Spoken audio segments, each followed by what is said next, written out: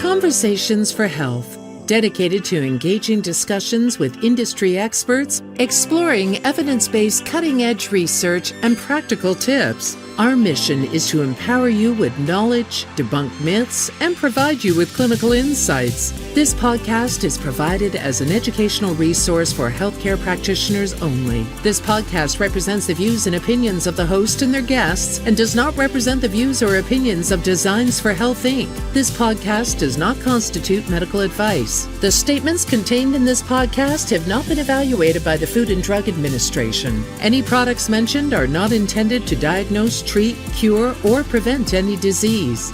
Now, let's embark on a journey towards optimal well-being, one conversation at a time. Here's your host, Evelyn Lambrecht. Welcome to Conversations for Health. I'm Evelyn, and I'm delighted to welcome Dr. Ari Calhoun, expert in perinatal and pediatric health, specifically neurodevelopment today. Ari, thank you so much for being here. Thank you so much for having me. It's good to be here.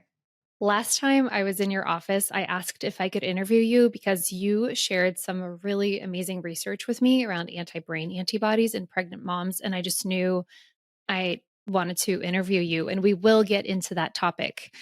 Also note, if you'd like to watch the video of this episode or read the full transcript, all videos and transcripts of Conversations for Health are available at podcast.designsforhealth.com. So let me tell you about our guest. Dr. Ari Calhoun is a perinatal and pediatric naturopathic doctor and mother of two. She's the owner and medical director of Wholesome Brain Medicine, focusing on optimizing neurodevelopment and emotional regulation from the womb onwards.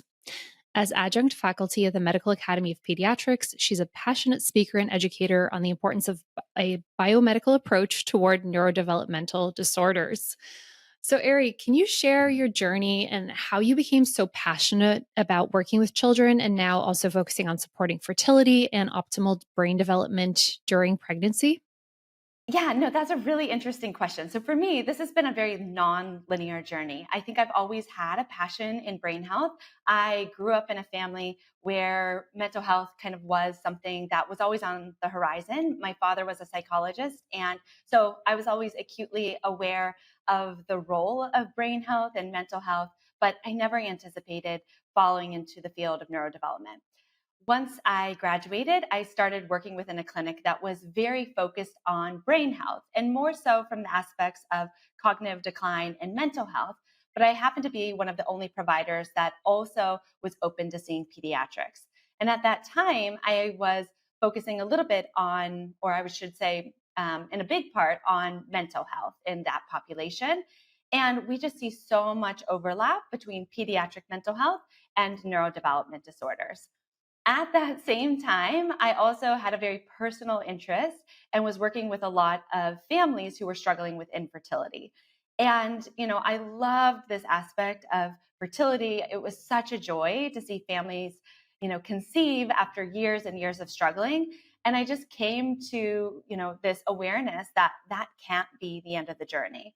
So what I was finding is that a lot of my families that were struggling with infertility also carried many of these risk factors for, having offspring with neurodevelopment challenges.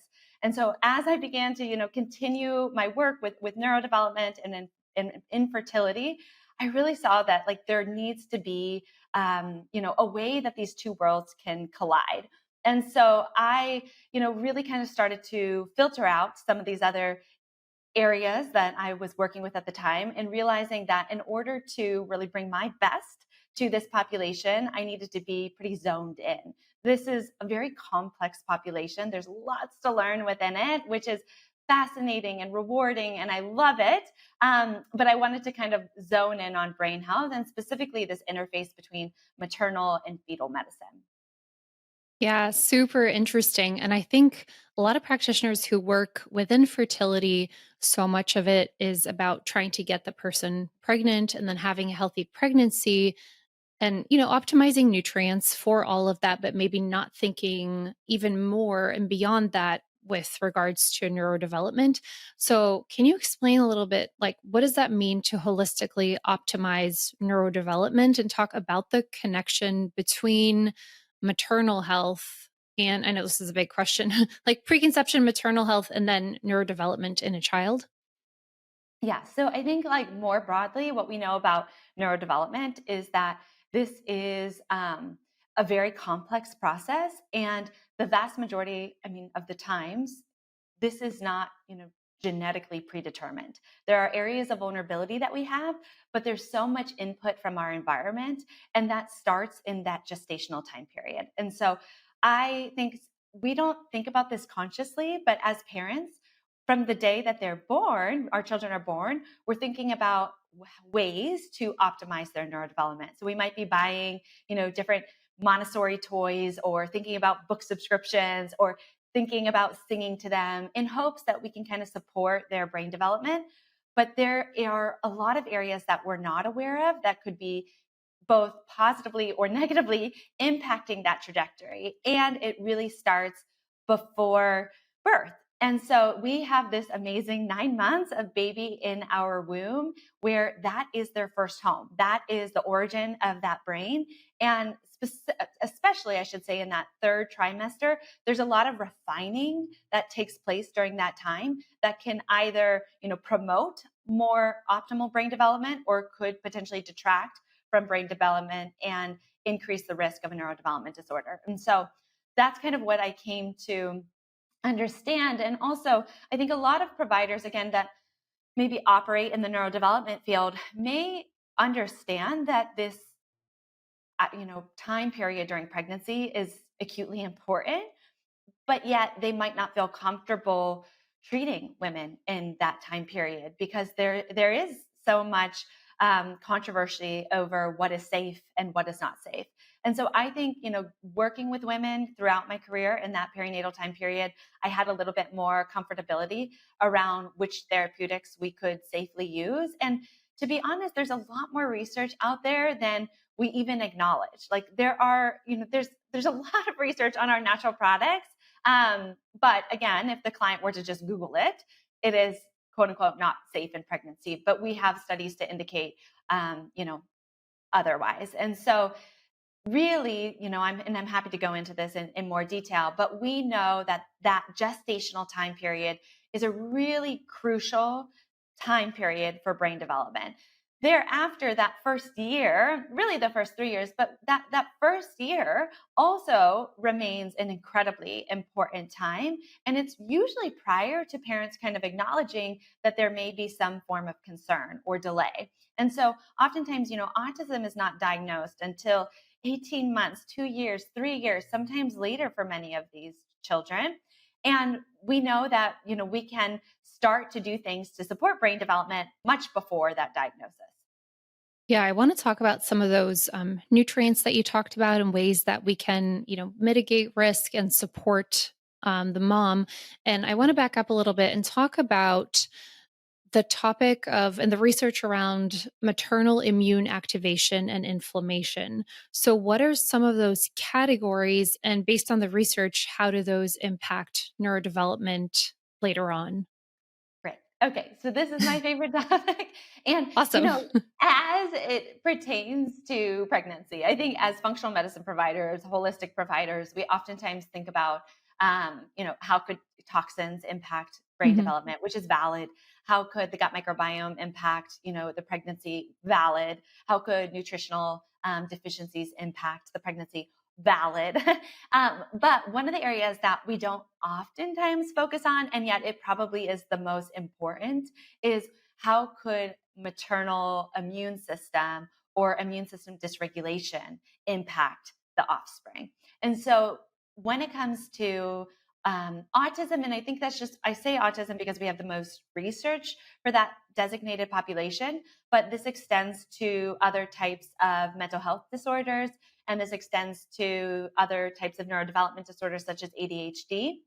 What we know is that maternal immune activation, so the activation of the mom's immune system, and that's quite broad, essentially comes down to any inflammatory response that mom may encounter in pregnancy can impact the offspring's brain.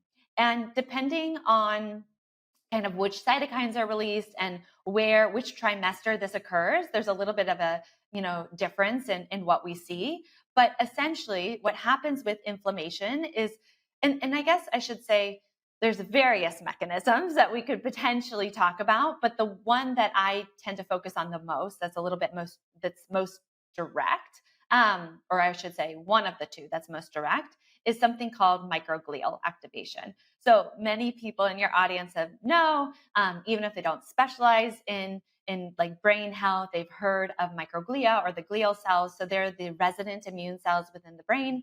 And what people might not know if they don't specialize in neurodevelopment is that they play a crucial role in orchestrating that early architecture of the brain.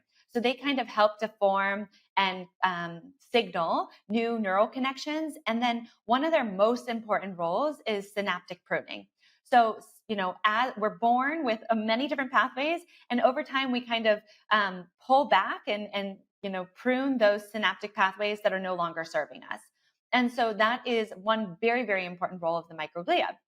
Now, the microglia are present even in birth. So the fetus has microglia. And if the mom's immune system is activated, then the cytokines that are present and kind of floating around in mom's body don't just stay isolated in her body. So they do also pass through the placenta and they can enter into baby's body. Now, there's other ways too. So sometimes maternal immune activation, it's not actually mom's cytokines, but it's that inflammatory response is triggering an inflammatory response in baby as well. But either way, either mom cytokines or baby cytokines then can activate or what we call prime these microglia.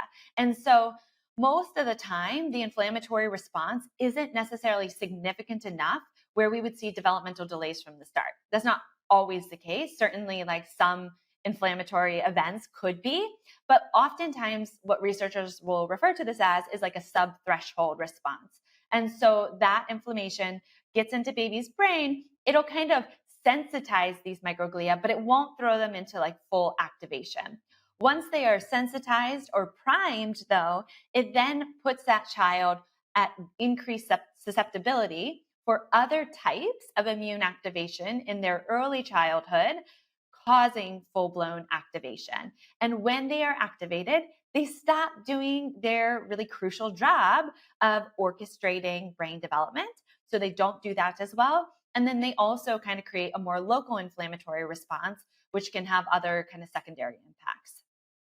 Ari, this is absolutely fascinating, this information. And I just feel like I don't hear about this enough, maybe because I'm not attending these kinds of conferences or it's just not in my circle. But every time I speak to you, I'm just, my mind is just blown, So when we're talking about these maternal infections, what are we referring to? Is that always like, say, a respiratory infection with a fever, or is it any kind of infection? Can you talk more about that? Yeah.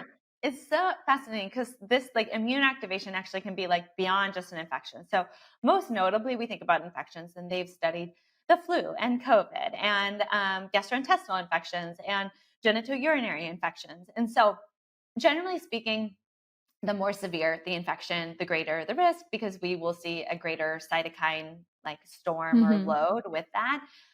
Something like COVID, was unique because it had its own type of inflammatory profile. Um, but yes, so any infection has a potential, but it really coincides with how severe the infection is. And so most research will find if they're afebrile, there's not a significant amount of risk, but if there's a fever, that definitely ups it a notch. Um, with gastrointestinal issues, dependent on diarrhea or no diarrhea, like there's additional like risk factors associated with illness, but it actually goes beyond illness too. So we see this in autoimmunity. We know that autoimmunity is a big risk factor for offspring with autism, both from a family history standpoint, but especially if mom had autoimmunity. We see this with stress. I found that to be so just such a good reminder that stress is an inflammatory event in our body. And so they saw this during 9/11 with moms who were in New York during 9/11 or In Louisiana, they had a study where moms were going through hurricane season. Then there's been studies about loss of family members and things of that nature, different psychiatric conditions that tend to have a higher inflammatory burden. And so they see that. Then there's also metabolic conditions, so preeclampsia, gestational diabetes, because those are also associated with higher levels of circulating inflammatory markers, being overweight, which, it's interesting just for those who are specializing in pregnancy. One of our most basic markers that we have to test is CRP. And something to note is that CRP in pregnancy really goes up with everybody. So we kind of have a little bit of a different reference range.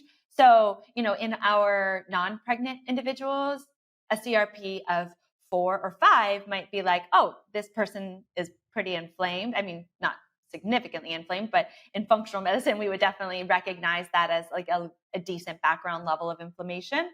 But in a pregnant individual, that can be more typical. So like just some caution around like interpretation of these labs.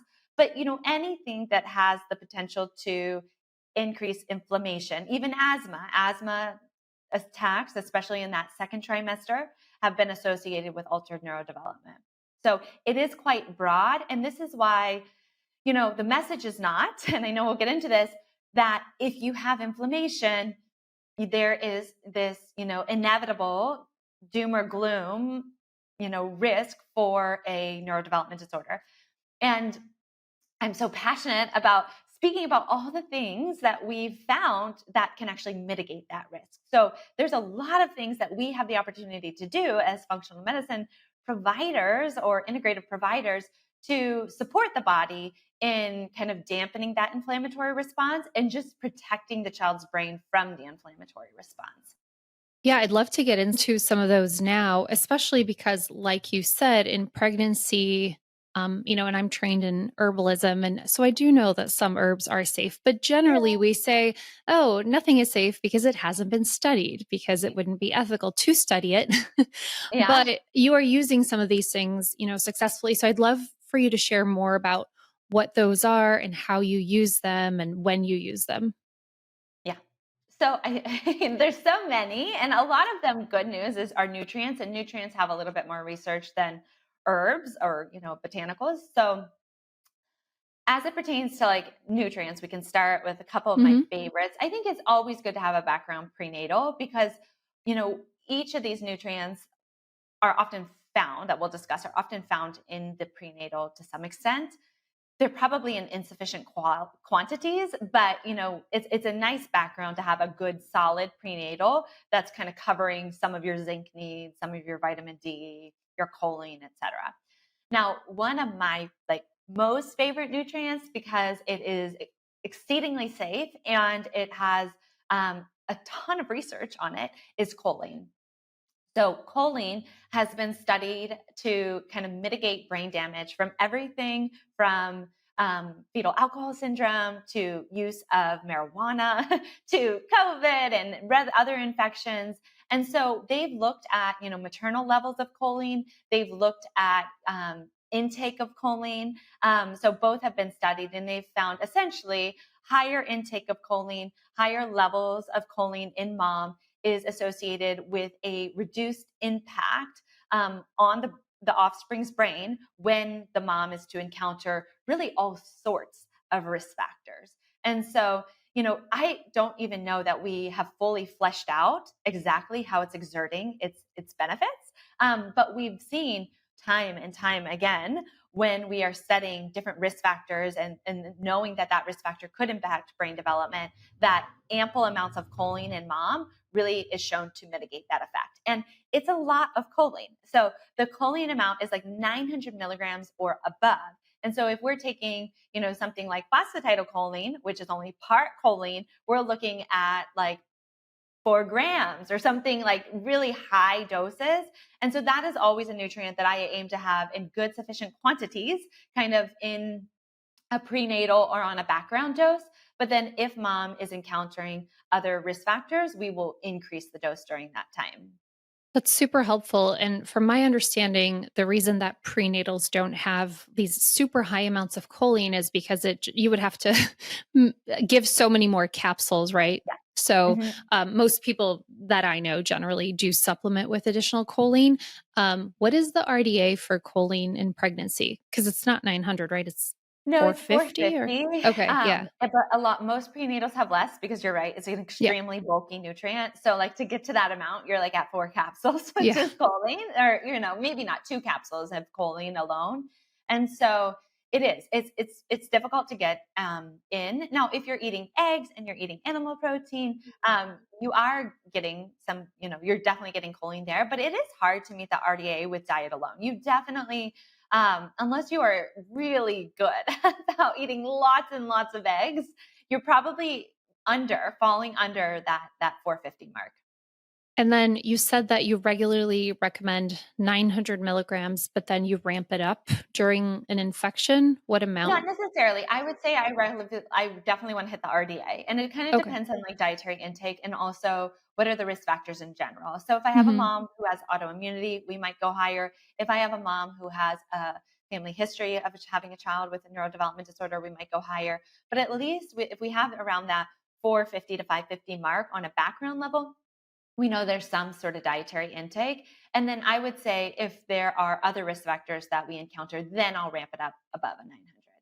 There's a Gotcha. little risk. And so the one big thing that came out is that choline bitartrate specifically can increase TMAO, which has been Mm. associated with increased risk of clotting and some potentially increased risk of preeclampsia. So my preference is to do choline bitartrate is what's in prenatals and it's what's cheapest. It's easiest to get like that background dose. But if I'm adding to it, then I'll use phosphatidylcholine because it Hmm. doesn't increase the TMAO. Okay, that's great to know. Super helpful. What are some of the other nutrients that you're looking Okay. at? Zinc. Zinc is just like one of my favorite minerals. And so Hmm. you can, zinc, there's a risk of copper suppression that we all know about, but copper goes very high in pregnancy because estrogen rises and copper rises with estrogen. So we usually don't have to worry about too much copper suppression, but we don't want to be taking necessarily like 100 milligrams of zinc to, obviously like there's a range. We need some level. Copper does play an important role in just fetal development in general. So we don't want to be suppressing copper too much. So I usually like a background dose of 25 milligrams. But then again, if there's illness, I will increase that up to 50 milligrams, 60 milligrams. That's been shown to be protective. Folate, and we all kind of know to have like a good background level of folate is definitely something we want. Vitamin D is another thing that we want. And then there are some nutrients that I focus on that are a little bit more direct in their inflammatory action, or I should say action on the inflammatory response. So things like N-acetylcysteine, omegas, high dose Hmm. omegas or SPMs, luteolin, sulforaphane, melatonin. So I'm happy to go into any of those, but all of those have a little bit more direct action, either from an antioxidant standpoint or an anti-inflammatory standpoint, and have all been researched in maternal immune activation, specifically as it pertains to the fetal brain health. Very interesting. Yeah, I'd actually love to talk about sulforaphane more. It's come up on the show, but obviously not in this context. And I think it's an amazing compound. And I actually didn't realize until you told me that it has been studied in maternal immune activation. And then I'm also curious with these, if you're using it, are you using it kind of throughout pregnancy or if an event occurs or if there is autoimmunity, and then for how long? Yeah. Okay. Great question. So again, like I believe in a very comprehensive prenatal that like kind of is your backbone. And then Hmm. I'll add on omegas because I think Yeah. we all know that we need omegas and choline. And so I'll usually kind of have those as my basis Yeah. depending on the mom. So if you have fertility practitioners in here, they know that N-acetylcysteine has been used to kind of mitigate some of the risk around miscarriage. And so potentially for moms who've had risk or miscarriages in the past, we'll use N-acetylcysteine from the start. Or if we have mom with like allergies or mucus issues or things of that nature. Or, I also like doing it if to kind of just support glutathione production a little bit since we're not going to be doing any sort of active detoxification, but some things of that nature. So sometimes I'll have a mom who's like more on NAC, just depending on the individual. Sulforaphane is one of those that I do believe is safe to give throughout pregnancy. And sometimes I will give at a lower amount throughout pregnancy, but I'll definitely include it as to have on hand. So sulforaphane, because it impacts NF-kappa B, it just has such broad impact on the inflammatory profile. So really every cytokine that we're concerned about, it has some sort of modulating effect on. Mm-hmm. And that's why I love it. That's one big reason I love it, because it modulates the inflammatory process as a whole, and it has been studied. So it's been looked at specifically, as I said, in relationship to maternal immune activation. And there's ongoing studies on this relating to preeclampsia and the like. And so like extremely, extremely high doses, there's like potentially some risk, and that's only been shown in animal studies. But from our supplemental doses, like we don't even come close to that. And I actually can't remember like where that threshold is, but I just remember when I was looking at it, it was like way far above anything that we would ever even consider in practice, like taking the whole bottle at one day or something of that nature. So it really dampens that inflammatory profile. The other thing, which again, many people know, but it increases our endogenous production of glutathione. And we know that glutathione is our body's chief antioxidant. And some of the ways that this immune activation can potentially impact brain development is just through oxidative stress. And so I love that aspect of it as well. So yes, it is one, that has been well studied in pregnancy, determined to be safe. And the hard part is like, sometimes I always try to think, can we do this through food? And I've gone back and forth with this. And there's some concern with broccoli sprouts because they are prone to just bacterial colonization a little bit more. And as like moms that are susceptible, I'm not overly concerned about that, but it is out there. And so sometimes I think, okay, in this context, would I rather have a mom eat broccoli sprouts, or would I rather have her take a supplement? The supplement is probably the safer way to go. And many people just would honestly rather take a pill in pregnancy than, struggle with nausea and then also have to get like a fourth a cup of broccoli sprouts in. Yeah. Very interesting. I also am curious about melatonin and doses specifically, because it's an amazing antioxidant. Yeah. So melatonin in pregnancy, again, most OBGYNs, and this is where there's a little bit of conflict, will say we don't have enough studies, it's not safe, stop taking, and give, something else that's absurd instead. But there's not enough research, I'll say that. But the research that we do have show that there's a very strong evidence to say that it's neuroprotective. And I should have looked back at this before coming on, because the last time I looked, there were ongoing studies. I mean, there have been pilot trials and things of that nature, specifically for the use in preeclampsia. There have been some studies around protecting the baby's brain from the inflammatory insult and the poor oxygenation and all of that occurs with preeclampsia. And they're using very high doses. So they're using upwards of like 30 milligrams and dividing that over like throughout the day. So they'll do like 10 milligrams 3 times a day. Not all studies are using that, but I would say most of them are using somewhere between like 10 and 30 milligrams. So quite high doses. I don't always go, that high. I personally am of the belief that if you were to take a background level of melatonin through pregnancy, then we probably want to keep it more at the physiological doses. So somewhere under 3 milligrams. But if you are using it for an event like preeclampsia or gestational diabetes or some sort of illness, that we can safely increase it. At least this is what we're seeing. The benefits occur with higher doses. And so likely above 8 milligrams. Interesting. And since you mentioned glutathione, I know that there's some controversy around Tylenol as well. Can you talk about that more? Yeah, I don't think it's controversial, but Okay. I don't think it should be at this point. Okay. I think we have enough evidence to show that we definitely, they're looking at putting a black box label on this, that it should not be used in pregnancy without like good reason for it. So what's hard is that we are told that we can't use things like Motrin because we know that NSAIDs can impact the kidneys potentially.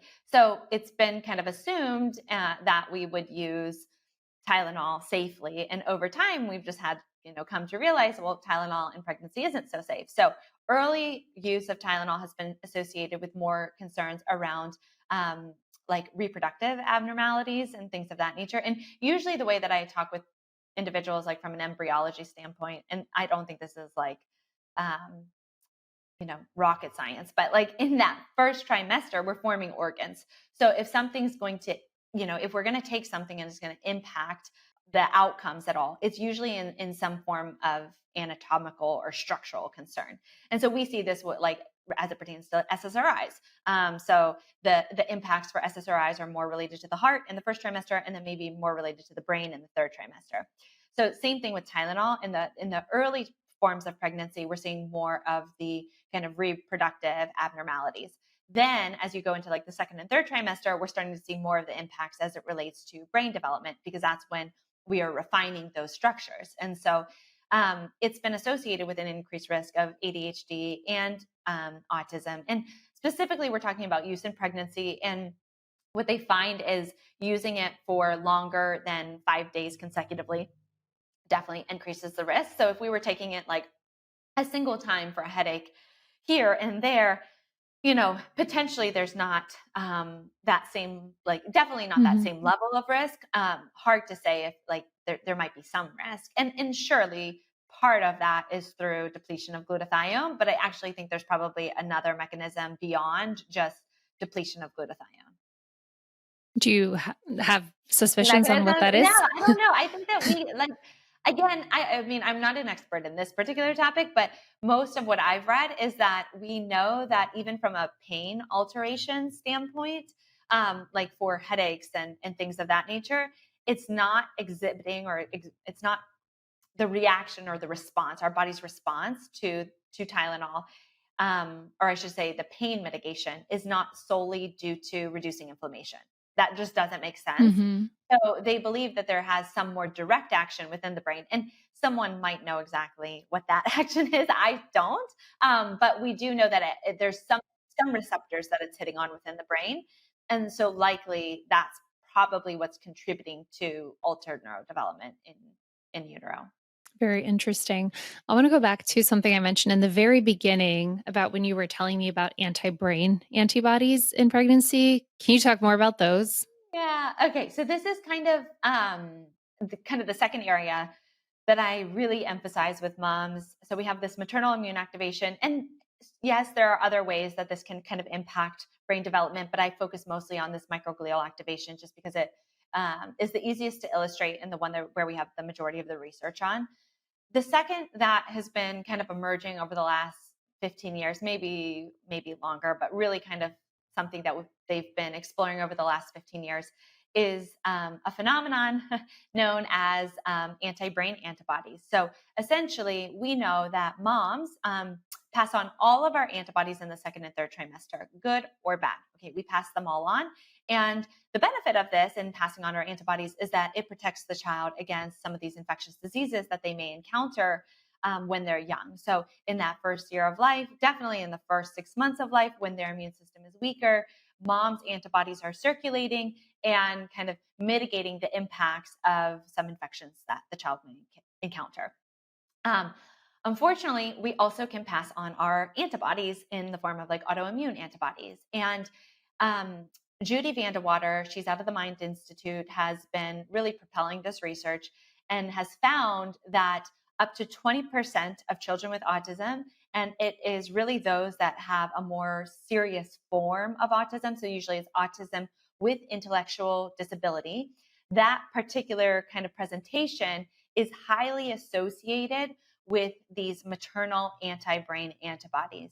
So she really believes, and her research really shows, that these antibodies that mom can pass on can attack the brain. Okay, so they are anti-brain, so they're antibodies to the brain, and they can attack the brain and cause alterations in neurodevelopment from day one, or even potentially in utero. So what she talks about is like, okay, well, why are these antibodies not impacting mom? Part of it is because these antibodies are impacting a form of the brain that is only really critical, or certain receptors that are only really critical during early brain development. So even if mom, the antibodies were in mom's brain, aren't going to impact her in the same way because she's not going through that critical period of neurodevelopment. So there's just a lot that changes, like elevated glutamate is something that we actually really need in early development, but not something that we want in our adult brain. And so there's definitely changes and differences here in terms of, what might impact a child and what might impact adult. The second thing is that for most people, we can have obviously permeable blood-brain barriers, but it's really hard for an antibody to get past that and actually attack the region of the brain. And so since mom has like a relatively closed blood-brain barrier, those antibodies aren't going to invade her brain in the same way that it would in a fetus, where the blood-brain barrier we know is not formed. And so if these antibodies are crossing in second trimester or crossing in third trimester, they are definitely going to get into the child's brain. And they've seen this in animal studies, and then in human studies, they've looked at, just in terms of like the presence of anti-brain antibodies in mom and the, outcomes, the odds of having a child with autism, and they are quite high. So there are certain risk factors for these. So if a mom carries or has autoimmunity, there's a much greater risk for anti-brain antibodies, as is if there's just like a positive ANA. And so up until there's a test that's coming out that will allow this to be used in clinical practice. It's not out yet. So thus far, it's only been in research, but that should allow for some moms to utilize this as part of a preconception kind of program to understand where, if they have these antibodies, and then, there's definitely talks around what might be contributing to the formation of these and how we may be able to lower them. Or again, I'm sure there's drug companies looking into like what we can do to actually like block them in utero. But again, I just think this is such an amazing opportunity for functional medicine. We know that we have so many kind of therapeutics in our toolbox that are effective at lowering antibodies. And I truly believe that that's going to be the case with these antibodies as well. Very interesting. Thank you for sharing that. And how do you determine, well, I guess it's not available yet, but how would you determine when you would want to run that particular test on somebody? Yeah. So my patients, all kind of know this is coming out and we're anticipating using it in our clinic. So I will absolutely kind of open it up to any mom who has a child with autism who is trying to conceive again, especially, and I will probably really emphasize it when their child fits into that biotype where they have a more severe form of autism, with intellectual disability. So that is something I will absolutely be looking at.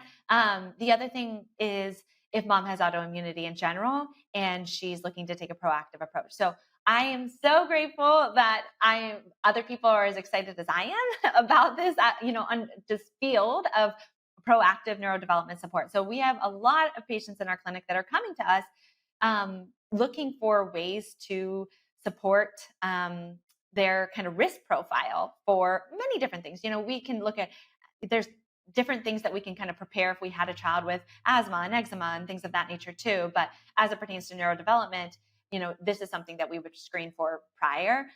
It is definitely something that I am, this is something that I think is delayed to reach the market, just obviously because some of the implications around the test. So they will not use it in pregnancy or anyone who might be pregnant. So it must be in a preconception time period. Gotcha. But I have, patients who are also considering it just for a surrogate because, in choosing that. So I think there's lots of potential mechanisms, but it's really, so intended to be used for a proactive approach.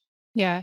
And speaking of lab testing, when somebody is coming to you for preconception care, what are some of the other labs that you're running specifically related to this topic? I feel like most people are probably running stool testing, toxin testing, but what do you do more than that? Yeah. So I will run like a full kind of autoimmune panel, and not full I'll do autoimmune screening for most moms. I will also do thyroid antibodies because we know that those can be lingering in the background. Sometimes I'll do cytokine testing. So we could look at certain like Cyrex as a cytokine profile. So if certain cytokines are elevated, we might be a little bit more cognizant of that. We could look at other types of immune activation like C4A or TGF beta. Also look at viral reactivation. So EBVEA, and some of the other, just depending on symptoms. I definitely don't kind of make every mom go through like this rigorous lab panel. But for those that are coming with some immune concerns or some signs of these, we'll definitely look into it. Or for those that just like really want a comprehensive approach, then we'll absolutely look into that. Definitely any reactivated infections or lingering kind of stealth infections. Beyond that, one of the things, especially for moms that have been struggling with recurrent miscarriages, that we'll do is a folate receptor antibody test. And so this is something we talked about before, but folate receptor antibodies are something that have been in the neurodevelopment world for a while.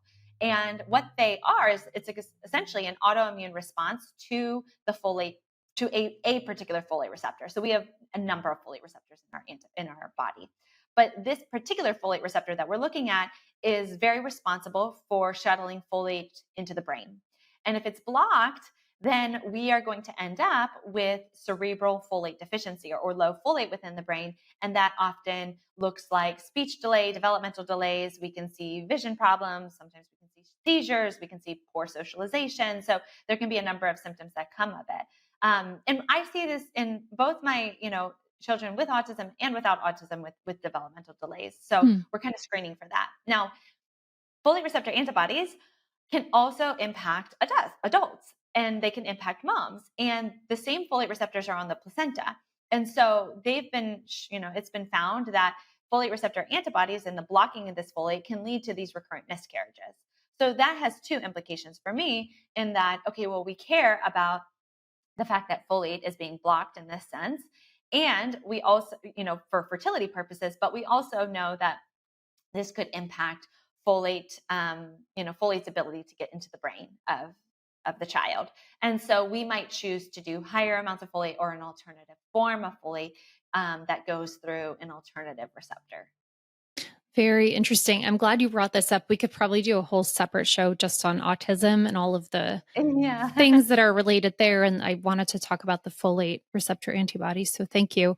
Very interesting. Now, when somebody comes to work with you prior to conceiving or wanting to conceive, I mean, usually we say like 3 months is a good time frame. Do you feel like with some of these issues, you need more time? I know that's not always a possibility, but ideally, yeah, I think ideally that would be great. And we meet moms where they are. So my whole thing when people come in, and every practitioner is like, this is like, what is your timeline? Like, what is your ideal timeline? And like, what can we do in that time? Because the truth is, like, I have some parents or patients that they do have chronic illness, and we're like, it's sometimes, as we know, it's like whack-a-mole, where it's like, okay, well, C4A went down and TGF-beta looks good, but all of a sudden now like yeast markers come up, or EBV is coming around again. And so it's we're doing the best we can. We're building resilience, and then ultimately it really depends on like where mom is from an age standpoint and what are her goals, like family size, etc. But definitely we kind of talk about and map out, okay, these are the risk factors that we see and that we are inclined to look for. And if we get this in kind of this reasonable range, then it's going to be safe to conceive. And we'll definitely also recognize that pregnancy has, alters the immune function and places additional stress on the body. So just because everything looks perfect prior to pregnancy doesn't mean that it's going to like look perfect throughout pregnancy. And so I think that that's always been like a big aspect of the education, and that you're not going to go through pregnancy without a risk factor. Like it is, we just don't want to set people up for that expectation, because it's really stressful when it does come up, and it's going to come up. So instead of like, things must be perfect, it's like, how can we prepare for the imperfect? Because it's just going to happen. Yeah. And I love that you approach everything, guilt-free, and, you don't want your patients to beat themselves up about anything prior. I know that you have some like personal stories that you've shared around that. It is. I mean, it's just, this is always hard. It's always like, I remember when I first got into autism specifically, I think I had my first patient and it went horrible. It went horrible because I wasn't tactful in how I was communicating. And I was so excited to fix the problems, right? And I wanted to talk about and bring up the problems. And the family was just not ready for that yet. And So, that was a huge kind of like learning throughout my own journey as a clinician, and also just my personal experience as a mom, I think really in everyone, right? Like we can all look back and wish we did things different for our own health, especially as we're parents for our kids. And what I really explain to parents is like, right now, we're just exploring. We're exploring, like, we're putting the pieces of the puzzle together.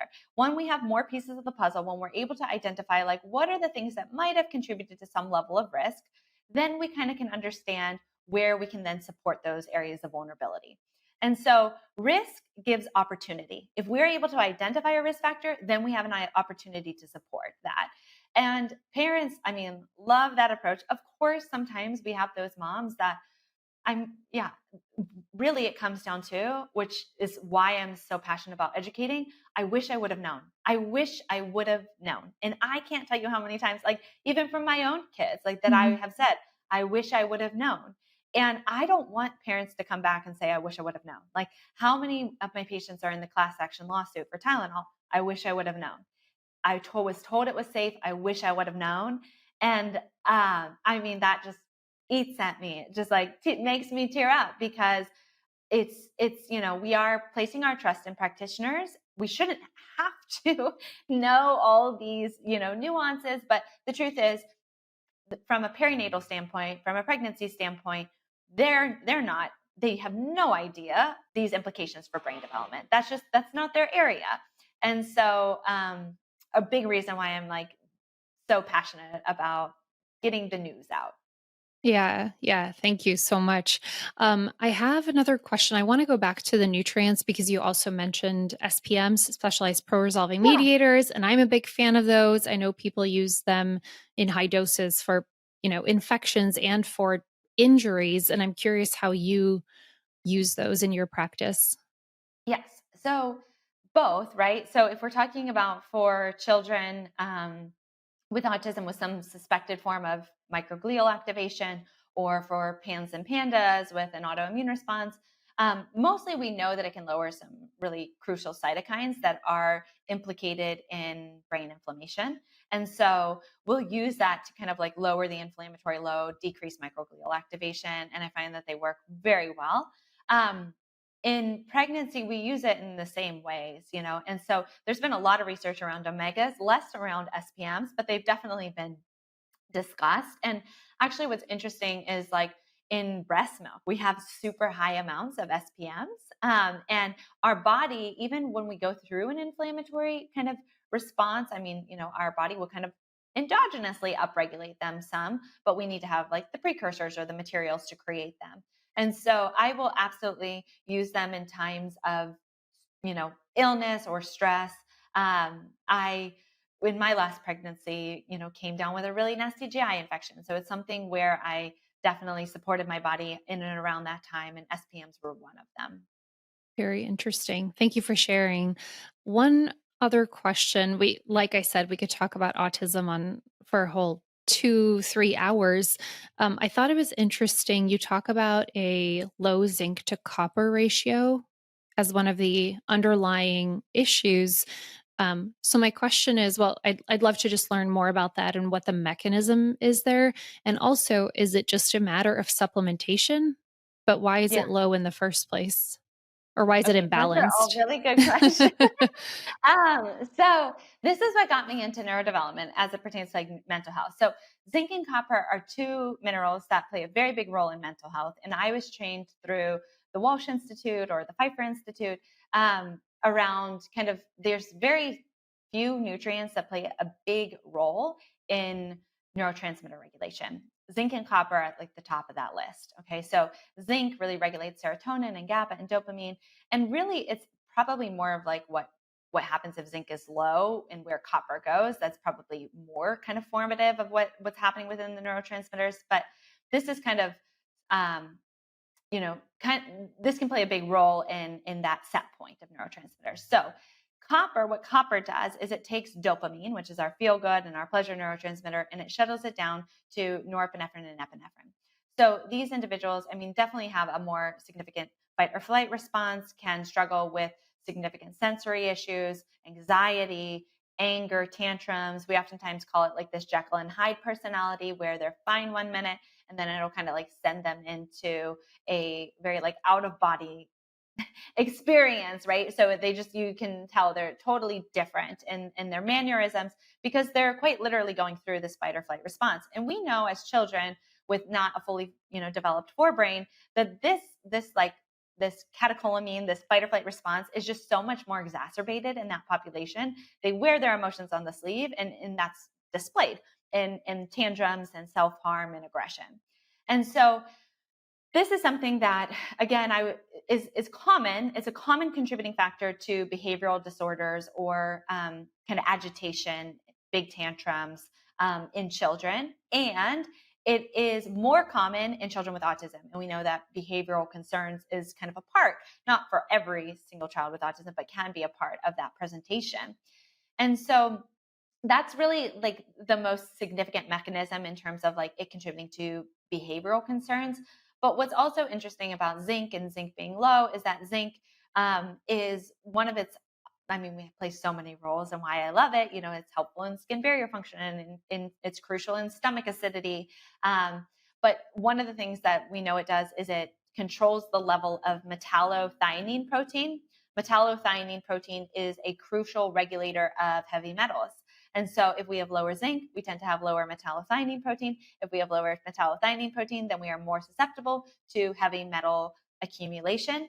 And we know that these children have very poor, not all of them, but many of them have very poor detox abilities. So this is kind of one way to support their detox pathways. Now, just kind of as a side note, how this pertains to, or sometimes like can relate to symptoms that we're seeing in the perinatal time period. A lot of this regulation, kind of as you mentioned earlier, why would someone be low or high? You can definitely talk about dietary intake and things of that nature. So many of our much of our pipes are copper. And so you can get high copper in your water supply, especially if you're not utilizing some form of reverse osmosis filtration. So definitely like you can get high copper there. You can get high copper in your food. And this is one reason I'm not a proponent of feeding your child beef liver capsules, which has been quite popular. Yes, they're a great form of nutrients, but they're extremely high in copper. And we don't want extremely high copper in early development, or really ever. And so kind of like, you need copper. Copper is not the evil all the time, but it can so easily become high in certain individuals. And so definitely dietary intake and like water intake can play a role, but more often than that, the people that struggle with it typically have some form of genetic susceptibility for depleting their zinc. So there's various genes that relate to this. One of the kind of genetic predispositions is something called cryptopyrrole disorder. So cryptopyrrole disorder, we often end up with low zinc, low B6, and then elevated copper. And the mechanism there is really that we all create these things called pyrroles when we synthesize hemoglobin. Some people are genetically prone to produce more than others. When we go through physical or psychological stress, we increase the production of the pyrroles. And then the pyrroles themselves are seen as a waste product by the body. Our body gets rid of them. They kind of bind onto zinc and B6 and take that with it. So they deplete our body of zinc and B6. Once zinc goes down, nothing's regulating copper, so copper can kind of go up. So going back to pregnancy real quick, again, a lot of these are inherited. So moms who suffer with postpartum anxiety, postpartum depression, postpartum rage and irritability oftentimes have an imbalance between zinc and copper. So in pregnancy, estrogen rises. It's like super, super high, and estrogen increases copper. So I've never tested a woman in pregnancy, especially at the end of the pregnancy, that doesn't have an extremely high copper to zinc ratio. And that's not necessarily a concern for me, because that's just physiological and it's what happens. And we understand that after pregnancy, when the hormones drop, it should normalize itself. But there's about 20% of women who don't correct that imbalance, and they typically have cryptopyrrole disorder or other genes that impact their zinc and copper metabolism. And that copper stays high and zinc stays low. And they're experiencing that kind of mood difference because of it. So it's very easy to correct, but something that I'll look at, zinc plasma copper serum, want zinc over 100, copper under 100, and we'll stepwise approach zinc up to start to kick copper out. And do you find that just supplementing with zinc then is an easy solution? Most of the time, zinc is enough. But yes, there's other support nutrients. So Mhm. you could do molybdenum. Molybdenum is a very big copper chelator. You could do vitamin A. It increases ceruloplasmin, so it kind of helps to bind some of that copper. There's other things that you can do, but most of the time, like I think in these children, there's so many different things that we could do. Like we're Right. trying to manage inflammation and support mitochondrial function and methylation in their gut, and like so it's like I just try to keep it as simple as possible. Mhm. And if it's effective, like I don't need to like overcomplicate their regimen. Same things with moms, like that are recently postpartum. Most of the time, if you wanted to keep it simple, it would be zinc. Yeah. Wow. Ari, I feel like this has been a nutritional biochemistry lesson and just such amazing information. And I'm actually curious. I know you said you trained with the Walsh Institute. I've always wanted to read that book, Nutrient Power, but I've Oh never, yeah. that's the one that's not on my bookshelf unread. I It's didn't a buy good that one. one yet, It's but not a difficult read either. So okay. yeah, you'll enjoy it. But is that like, where did you gain all of this training? Is it reading a lot of PubMed papers, experience? Well, for the pregnancy stuff, I have a background in research, and I like my friends and family joke that I just like to. I don't read books. Leah, our friend, she was like, "What's the Are you into this book? Are you into that?" I'm like, "No, I don't read books. I read PubMed." I it really is something that like I'm just Yeah. so I'm very passionate about this population. I love to kind of Mhm. gain new insights. So but really, the Walsh Research Institute is fascinating. I happen just to be under a provider who was already utilizing it in their practice. So I mean, a lot of my knowledge just came through that, my initial exposures to seeing it in clinical practice and shadowing and having a mentor who used it. But then I went on to do kind of the full training through the Walsh Research Institute. And now, I mean, I think as I understand neurodevelopment and the complexities of it, I probably, it's not as big of a piece of my practice as it used to be, because it's a nice, like simplified approach to pediatric or really any sort of mental health. Now we kind of know a little bit more nuance there, but it still is like, I always say to parents that have like looked on my website and they say, "Oh, your amazing testimonial about a child who was like healed in 4 weeks or 6 weeks." And, there's a couple of them on there. And I'm like, chances are they were a Pyrrole kid. It's just like, it's such Mm. simple supplementation that can be life changing for these individuals. And that's why I really love it. It's just, it's true that these little things between zinc and copper and cryptopyrroles can wreak havoc on our emotional regulation. One clarifying question, is that the same as pyroluria or is that Yeah. different? Mhm. Oh, okay. Same. Mhm. Yeah. Great. And where can practitioners learn more about your practice? Yeah, so you're welcome to visit my website, wholesomebrainmedicine.com, or you can follow me on Instagram. I try to put out as much, information there as possible. My handle is at dr.ari-calhoun, or just reach out to me directly. I, love to support other and meet other providers. Thank you. I would like to ask you just some more questions that we ask every guest, just to Oh, wrap it yeah. up. So, what are your top 3 supplements for yourself? Oh, for myself. Okay. Mhm. Um, So I take sulforaphane on a regular basis, and it's really there to combat inflammation and then support, glutathione production myself. So I definitely take sulforaphane every day. I have found that um, and I never did this prior. I actually learned this through my pregnancies.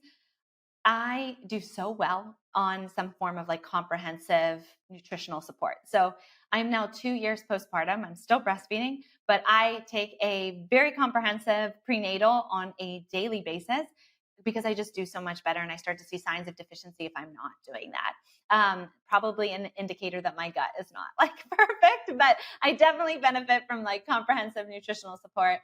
And the third one that I take is a IgG formula. So either, colostrum based or bovine based IgG support. Awesome. And what are your top health practices for your personal health and well-being? Like, do you do stuff other than read PubMed? No, well, I mean, I think I'm just such in like the throes of motherhood still Hmm. that my health practices have definitely changed during this season. Yeah. And I am not in any like biohacking regimen right now, but I just really focus on the foundations. So Good. I'm making intentional choices around diet and sleep and being outside and being with loved ones and just like doubling down on that because time is so limited these days. Yeah, I love that. And also, Ari, just so you know, most guests have mentioned the foundational things, walks outside, sleep, vitamin D, just foundational stuff. It's not all biohacking. Totally. Okay. Because I you can't do appreciate the that. biohacking if the foundational stuff isn't in True. Yeah. place. Yeah. Yeah. And then the last question I have for you, what is something you've changed your mind about through your years in practice? Okay. I've changed my mind that the majority of people should be dairy free. Hmm. Tell me more about that. So I mean, I have a very kind of, especially kids, I think my biggest thing is kids. Obviously, in the autism world, the gluten and dairy-free diet is a very common prescription, and not to say that I don't recommend that, and there's some good reason for it. But I have a very kind of personal experience with this. I did not eat dairy for years because of the inflammatory effects, and I fell pregnant very calcium deficient with my first pregnancy. And I also did not feed my daughter dairy because neither of my husband had dairy. And so she ended up having significant health concerns that arose from that, particularly around her enamel formation, but also was struggling with growth and development from like a failure to thrive standpoint. So I realized over time that I was just missing out on such a crucial nutrient, and that was calcium. And while there are other ways to get calcium, and you can get it through chia seeds, and you can get it through fortified milks, and you can get it through, crushed eggshells and sardine bones and things of that nature, there's just no way that we were doing it regularly enough to meet her requirements. And I think everyone's different there. This is like one area in the RDA that I don't know if everyone needs the RDA. Like most of the time, the RDA falls short. In this instance, the RDA might fall high. But for some people, and I think there's genetic, predetermination with this, we do need that RDA. And it's exceedingly difficult unless you're intentional about supplementing with it to get it without dairy. So I guess that's kind of the caveat to this. If we are going to go dairy free, or especially if we're going to suggest a dairy free diet for a child, we must finish that or couple that conversation with how are they going to meet their calcium requirements. Hmm. That's really, really helpful. I do have a follow-up question on that. What about, well, are you doing testing to see if they show inflammatory reactions to dairy to then maybe see if, maybe they should do it, or maybe that's a matter of healing the gut and then they might be able to have it? I mean, it's a good question. I don't do food intolerance testing under 4, and I actually rarely use it in my practice. Hmm. I under 4, we just know that it's not very accurate because we have a more permeable gut, and so it's really kind of reserved for, in my practice at least, 4 and above, because then we should have a more kind of concrete gut barrier, and the microbiome should be a little bit more set in place. So I definitely have patients of mine on a dairy-free diet, but if we do, we're probably to have at least discussed how we're going to meet those calcium requirements. I still, I think that just like every food has its pro and its con. And I don't, maybe a little bit about my history, but I have a history of disordered eating. And I think about these kids, and I really, yes, every food, and everyone has dealt with this in their practice. Like, you know, nuts are great in minerals, but then they have oxalates, and beans might be a great fiber, but they have lectins, and dairy might be a great source of calcium, but it's inflammatory. And, we could go on and on and on about like various, foods groups and the positives and the negatives. And so what I focus on more is whole foods. How are we going to like implement a whole food diet, and how are we going to expand the diet, and how are we going to diversify the diet? How are we going to make sure that we're getting sufficient amounts of nutrients? I think if we're choosing good forms of dairy, that many individuals, if we're complementing it and it's not like the 50% of our diet, or even like 20% of our diet, right? If we're like utilizing it here and there, it can be a healthy form of nutrients. For some people, right? Not necessarily for everybody, but it's, I think, this is why there is a kind of milk is so emphasized by pediatricians. It's because you can't actually do the math and figure out how you're going to get you to your calcium needs unless you're taking in fortified foods or you're taking in supplements. Yeah. Thank you for such a thoughtful answer, Ari. Okay. Really appreciate it. Yeah. And thank Yeah. you for so many clinical pearls. This has honestly been such an enlightening conversation. And, I'm just so grateful for all the research that you've done and that you do specialize in this, because I don't think many people do. I mean, here in San Diego, there aren't many of you. Oh, You're kind of the one I refer to.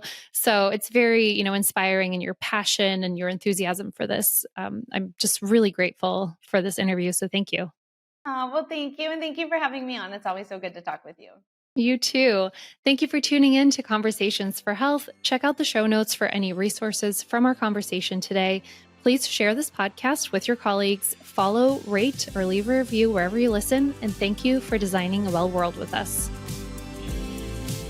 This is Conversations for Health with Evelyn Lambrecht, dedicated to engaging discussions with industry experts, exploring evidence-based, cutting-edge research, and practical tips.